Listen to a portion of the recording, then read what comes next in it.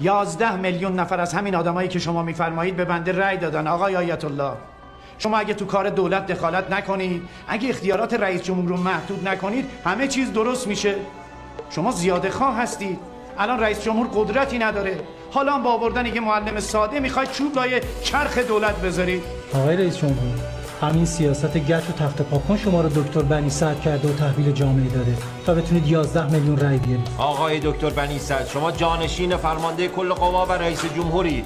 میخواید قانون رو هم شما وضع کنید، دادگاه ها رو هم در اختیار بگیرید.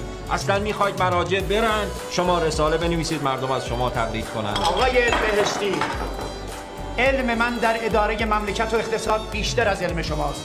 در این مورد به خصوص اگه اجازه بفرمایید از بنده تقلید بشه خیلی بهتره. فتنه شاید روزگاری اهل ایمان بوده باشد، آیین ابلیس شاید روزی انسان بوده باشد.